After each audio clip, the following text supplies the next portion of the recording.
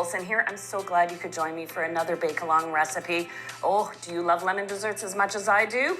Well, you are going to have to make this warm lemon saucing cake. It's a bit retro, but it's got some cool techniques. It's amazing how one batter will separate as it bakes, creating a sponge cake layer on top and a tart, tangy lemon curd underneath. When you make this dessert, you're going to impress yourself as much as you do the people you serve it to.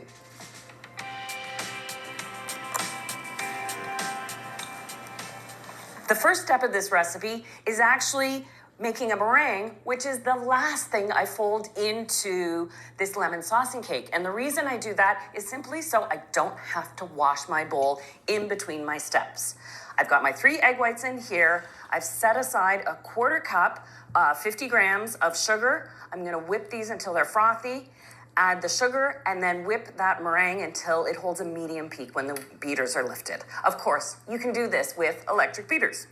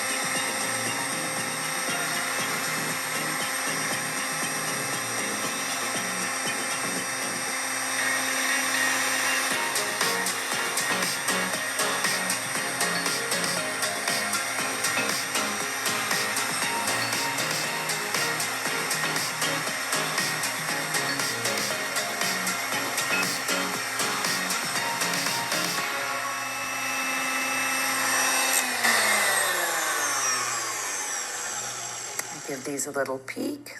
Still a little soft. The meringue is falling off of the beaters, so I'll let these go another 30, 45 seconds.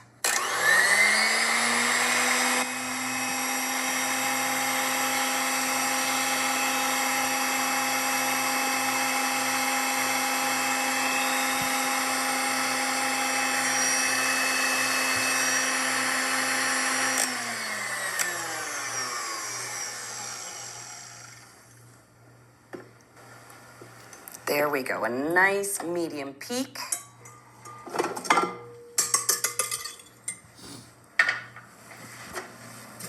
If you're using electric beaters, you can just go right from one bowl with your egg whites into the base batter, which is the next step. The reason I always start with the whites is you need a clean bowl and clean beaters, or else your meringue won't whip.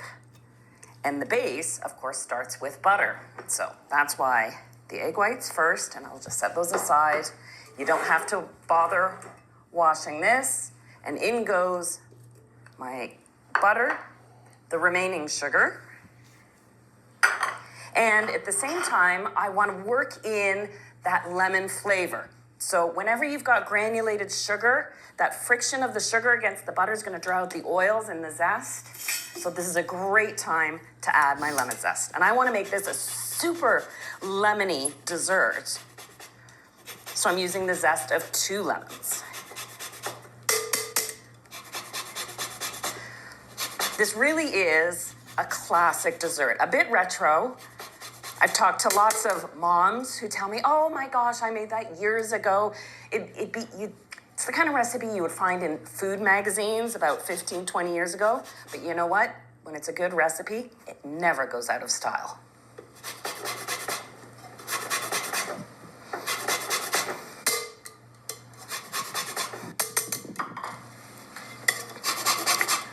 Second lemon.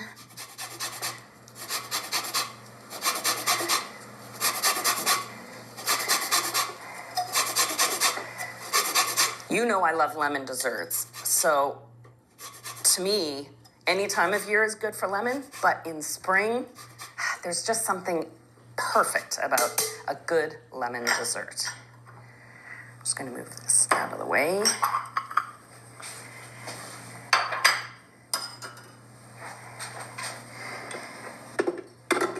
And now I'm switching to the paddle attachment. If you're using the electric beaters, just same beaters, no change.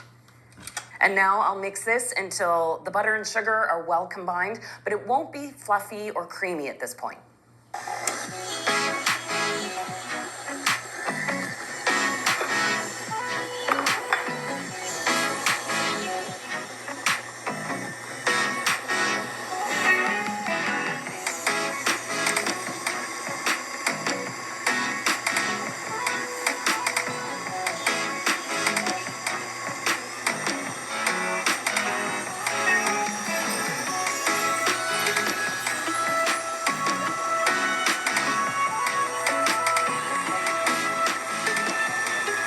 I can smell the lemon.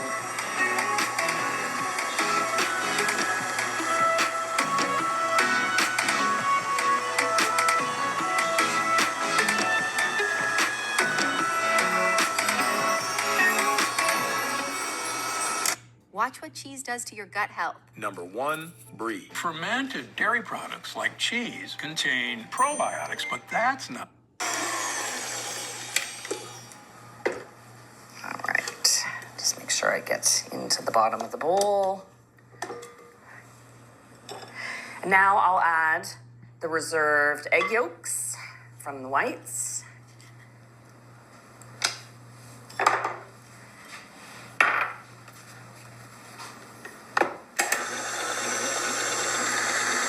That will smooth out the batter a little bit.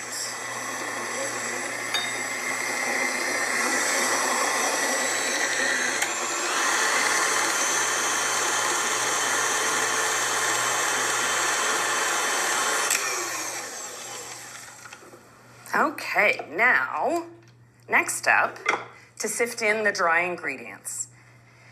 And this cake is more like a sponge cake on the top, and of course that lemon curd at the base. So you may be surprised to find it only calls for a half a cup, 75 grams worth of all-purpose flour.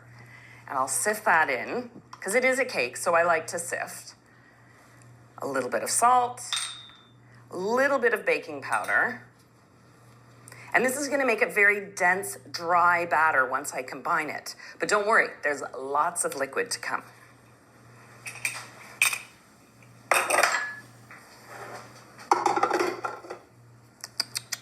There we go.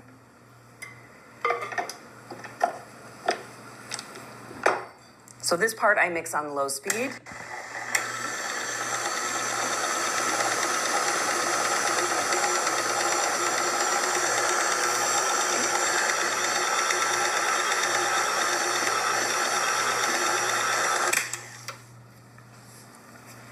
Little scrape of the bowl.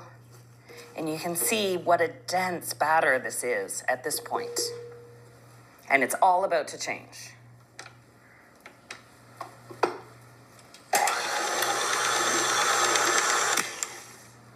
All right, now it's time to add those liquids.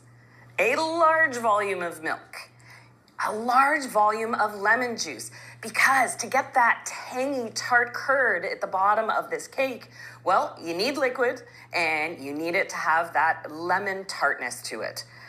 A lot of lemon recipes rely on just the zest to lend lemon flavor. This has that combination, the zest and the juice. Of course, I'm finishing things off with a little bit of vanilla. I'll add the milk first, starting slowly.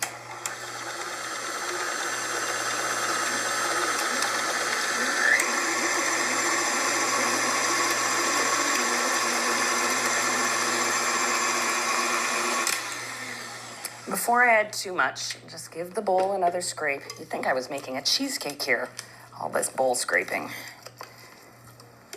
There you go. But don't be surprised if you see the batter look like it's curdling a little bit. It actually is, especially when it comes time to add that lemon juice. It's not going to compromise the recipe. Once you fold in the egg whites, it all smooths out.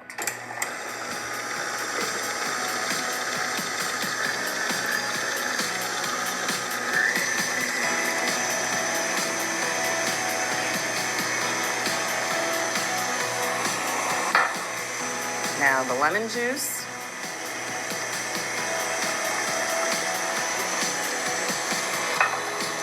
And the vanilla.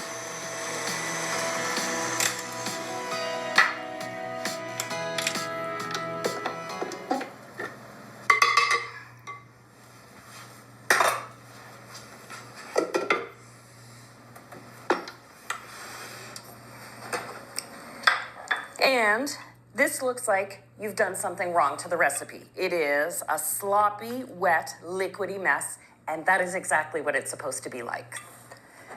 I've got the reserved egg whites now that are going to get folded in, and you can use a whisk, your beaters, but just by hand or on the very lowest speed. I've got my whip attachment left from when I whipped the egg whites. And so I'm sacrificing that first addition of the egg whites to kind of loosen up through the batter, but also thicken it at the same time. And in goes the remaining whipped egg whites. Let's get every last bit.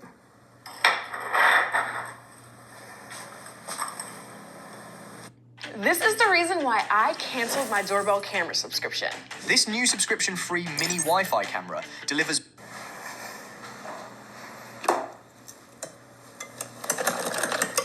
So this isn't like folding egg whites into a mousse. You can be vigorous about it. That batter is so wet. The egg whites are expected to deflate, but they're going to remember what they're supposed to do and lift and pull that cake batter to the top.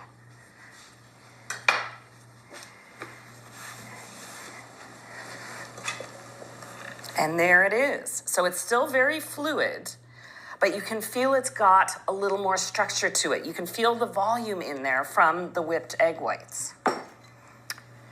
Now, you can use just about any size baking dish so long as it's 1.5 liters in volume, leaving yourself a little room for this cake to lift up a bit. I've lightly buttered it. The bake time could vary a little bit depending on the size of a dish. This will take 40 minutes in the oven, but you can give yourself up to 45, even 50 minutes should you need it. And I'll give you those signs, what to look for when you know it's done. So this simply gets poured into the pan. And you're probably saying to yourself, oh, that is not going to work. That is not going to turn out. It will. You preheat your oven to 375. As I mentioned, this will take 40 minutes. If you've got a deeper dish, it could take up to 50 minutes.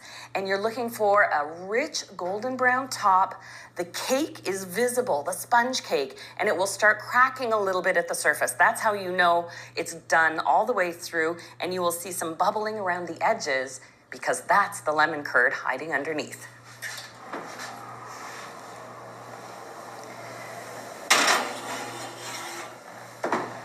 There we go.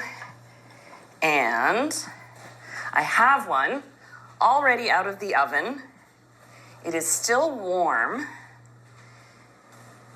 And when it came out of the oven, it was actually a little bit domed because of that the whipped egg whites in there. But as the saucing cake cools, it will sink a little bit, and that's expected. Now, it's up to you. If you want to serve this dessert warm, or you know what, I'll be honest, and that's traditional. I love chilling it and serving it ice cold. Right now, this is warm. Even when you chill it, the sauce stays intact and is nice and soft. It is just like a lemon curd. So the finishing touch is a dusting of icing sugar, warm or cold. I always have a few fresh berries nearby. And this is definitely a bowl dessert. A true pudding, if you were to consider it that. And there you can see the sponge cake sort of breaking on top. And because this is warm, oh, look at that curd built right in. It's amazing how that one batter that actually looks terrible makes this luscious, delicious, complex dessert. Scatter a few berries around the table. And there it is, your lemon saucing cake. You've got all the steps and tips to make this successful. I know you're gonna love this recipe. You know I love lemon recipes, and I'll see you again soon for another delicious bake-along. Mm.